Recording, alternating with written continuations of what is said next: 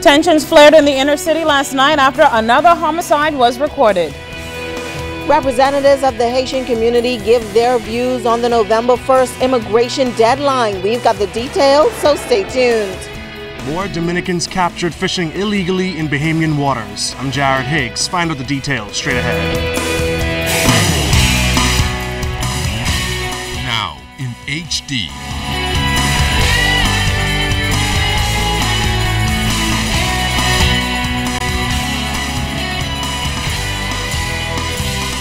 ZNS Network presents The Bahamas Tonight. This portion of the news brought to you by BTC Every Day. An apparent riot in the Baintown community following an area murder last night ended with allegations of police brutality. Good evening, everyone. I'm Keishla Adderley. And good evening, Bahamas. I'm Altaviz Mannings. The Hospital Lane community was in an uproar over what they condemned as inappropriate measures taken by police. Jared Higgs was on the scene and has tonight's top story. Tensions ran high in the community of Baintown Monday night as a 21-year-old man identified as Eric Michael Martin was found dead on Hospital Lane and Rogers Corner. Head of the Central Detective Unit, Superintendent Paul Roll, explained details of the police's initial investigation. This male was walking along Hospital Lane when persons in a red-colored Jeep, I believe, pulled alongside him. One of the occupants produced a handgun and began discharging shots in his direction. He ran in an attempt to get away and collapsed just across the street where we met him.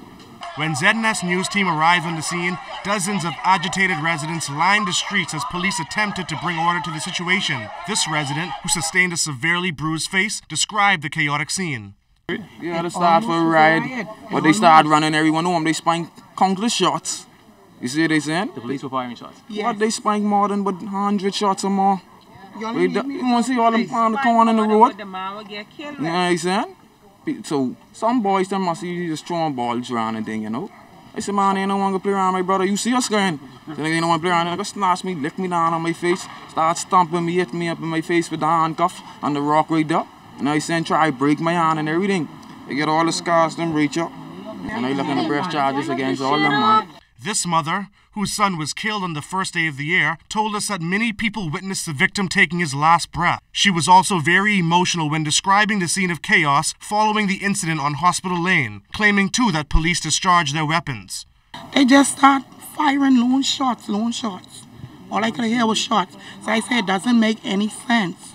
We don't need to hear no more gunshots in our ears. It is enough. I say something have to start from y'all. You're supposed to protect people. I'm not certain as to what that was all about. What I do know is that you have relatives who get excited. The loved one was just shot and killed, and so they express their emotions, and that's about as much as I know. I don't see any sign of any violence, and this is pretty much a quiet community. We just interviewed a man who had a very bruised face, lots of blood on his face, and he says that it was at the hands of the police. Can you confirm this? I have no information about that, but if he in fact is making those allegations, then I believe we would be interested to know that, and he can come and see us at headquarters at the complaint branch. According to records, Monday night's homicide brings the country's murder count to 93. Jared Higgs, ZNS Network News. Haitians living in the Bahamas are seeking to allay the fears of Bahamians that retaliation may follow the November 1st implementation of a new immigration policy. Our Janae and Noel Ferguson spoke with two of them who claim there are mixed views on this issue, magnified by some controversial comments made last week. Colombian necktie on this niggas, mama. And we ain't scared. They ain't want to start something where they ain't good. Can't finish, but. It was the comment that started a firestorm on social media and in the wider community, taken as a threat to Bahamians. But radio talk show host of Bahamian Haitian Connection, Luby Georges, says don't let one man's comment reflect the thoughts of the majority. We need to put ourselves in the person's shoes sometime. You know, we've all done and said things that we've regretted. But again, I'm not trying to justify and I'm not trying to apologize for him. What he did was wrong, and if he broke some law, then the law needs needs to come down on him. The issue, he says, has brought to light an even greater concern: the fact that the new immigration policy comes into effect on November 1st, and those within the Haitian community have a number of concerns. All of these persons won't be able to get their Haitian passport by that time, not even in 2 or 3 months, not even by December. Do we say, okay, the law is implemented now, but we give you guys an amnesty period, let's say 6 months, so that everybody gets their passport, and we feel that 6 months is suffice time for everybody to get theirs. And when you at the end of this 6 months, we're going to come down hard. If you're found without your passport, buddy, you got to go. A leader within the Haitian community, John Pierre, also shared similar views. But according to the international law, the country where you born, that's the country you belong to. First of all, the law already we already victim of the law. They says, okay, if we were born with a non-Bahamian parents, we have to wait until 18 to apply for our citizenship. Now they come up with something else. Every time it's us, And now they scared to go to school. They scared to walk on the street because they says, oh, whenever immigration catch them, they're going to take them. I understand that mommy and daddy are illegal. But if I'm born here, how come I'm illegal in a country where I'm born? While Georges contends that those who are born in the Bahamas and remain undocumented would still have the option of applying for Bahamian citizenship at the age of 18, even if they are deported. These persons still have a protected right by our Constitution. Then we should not make the avenue to that right as hard as possible, because guess what? Someday, somehow, a lot of these persons are going to become Bahamian. But for now, both men agree that those who have been deported are ready and willing, and Bahamians should not fear that an uprising will take place. If the government wants to implement this, go ahead with it. Send the people home who do not deserve to be here. Plain and simple. November the 1st is right behind the door, so they just let that dead. If they have to go to Haiti, so let us go. Janaea Noel Ferguson, ZNS Network News. The Bahamas Press Club is alarmed at some of the responses to that report on the demolition of shanty towns aired here on the ZNS network this past Friday. In particular, the threats made against the club's membership chairman, Janaea Noel Ferguson, who reported the story. While the matter has been reported to the police, the Bahamas Press Club rejects and condemns any attempt to intimidate members or any other member of the media in the discharge of their duties, and will vigorously defend their rights to do their jobs without fear or favor. The Press Club also calls on all media houses to utilize all legal means to protect, support, and defend their employees as they continue to perform an invaluable public service. The Bahamas Press Club is also concerned that questions have been raised about the motive, professionalism, and the integrity of the reporter. The Press Club is satisfied that there was no ulterior motive and dismissed those questions are without merit. Mrs. Ferguson has a history of commitment and dedication to professionalism of the highest order and a most exemplary work ethic. In related news, the government does not believe that the new immigration policy to take effect November 1st will have a severe impact on the public school system. Migrants in the country without passports and residency stamps will be deported based on the new policy. The Minister of Education, Jerome Fitzgerald, says he doesn't expect a mass exodus of students from government schools. While he says public schools may be filled with the children of foreigners, the minister says those parents are required to produce some form of documentation to register their children. And based on that, he feels the number of those who may have to be removed won't be significant. If there are kids who are in the school system that are whose parents are undocumented, then I assume that once the parents go, then the kids will have to go with them. But we require all children now to be registered with national insurance, and so that is an ongoing process. And so I'm not sure the extent to which that'll have any impact on what is going on now. Mass exodus. I'd be very surprised if that's the case. For the most part, the requirements, the principles have been pretty, have followed the procedure and the policy pretty much so, and we want to ensure that people who bring their kids to school are documented persons within our country, and so that hasn't changed. Defense Force officials captured 97 undocumented Haitians in 2 separate groups, one in the Exumas and the other off Anagua. We understand that one of the Haitian nationals was found dead, while others were found in poor health.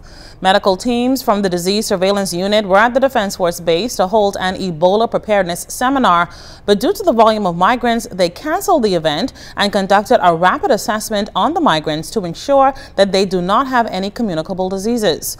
Now, the migrants were processed by authorities and are now housed at the Carmichael Detention Center awaiting repatriation.